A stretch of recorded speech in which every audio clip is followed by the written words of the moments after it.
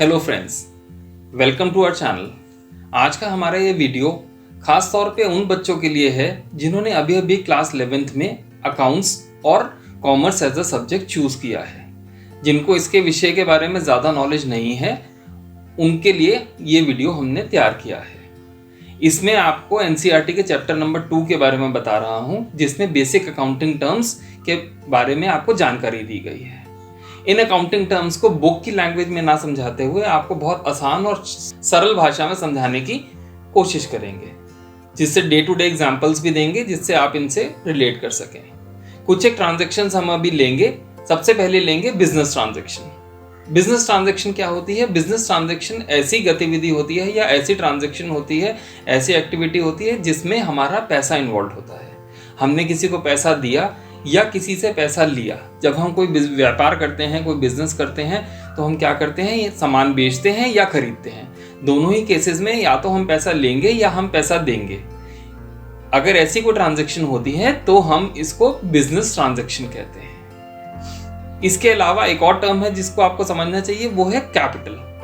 Capital क्या होता है? कैपिटल वो अमाउंट होता है जो एक आदमी या प्रोप्राइटर अपना बिजनेस शुरू करने के लिए अपनी फर्म में इन्वेस्ट करता है। इसका एग्जांपल समझिए कि आज हम और आप शुरू कर रहे हैं। हम और आप सोचते हैं कि हम एक दुकान खोलेंगे। हम वो दुकान खोलने जाते हैं। उस दुकान के लिए हमें उसमें सामान रखना है, हमारे को उसको फर्नीचर्स उस हिसाब से लगाने हैं, सारी चीज़ें करनी है।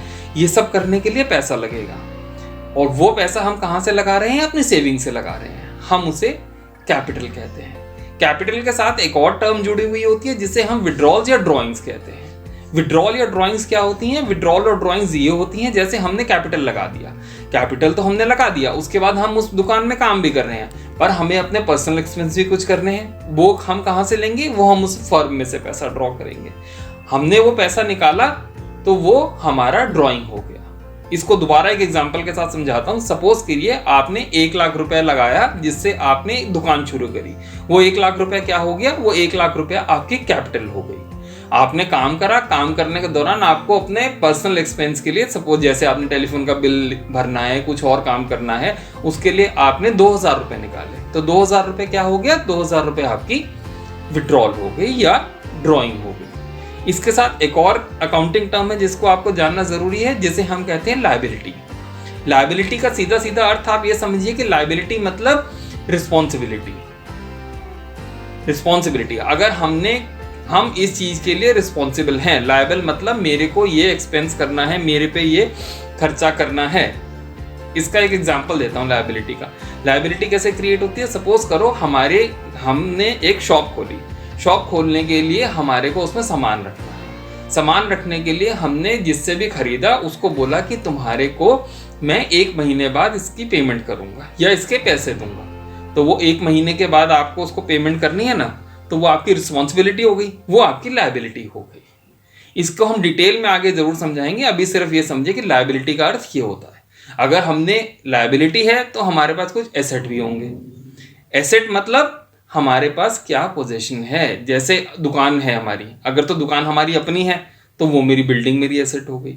इसके अलावा अगर कोई मेरे पास बैंक में पैसा पड़ा है वो मेरा एसेट हो गया, ठीक है ना। अगर मेरे पास कुछ कैश पड़ा है वो मेरा एसेट हो गया। अगर मैंने कोई सामान बेचा है तो वो भी मेरा एसेट हो गया, क्योंकि उससे मेरे को पैसा जनरेट होगा। ये हमारा एसेट होता है। आज के लिए आप इतनी ही टर्म्स को रिवाइज करें। ये आप अगर बुक में पढ़ेंगे तो बुक में भी इनके बारे में डिटेल में मिल जाएगा। आगे आने वाली वीडियोस में हम भी इसके बारे में और डिटेल में और एग्जांपल्स के साथ आपको समझाएंगे। इसके अलावा अगले वीडियो में हम कुछ और अकाउंटिंग टर्म्स लेंगे, जैसे एक्सपेंस हो गया, प्रॉफिट हो गया, गेन हो गया, इनकम हो गया, जिसके बारे में आपको बेसिक चीजें हम समझाएंगे। देखते रहिए हमारा चैनल।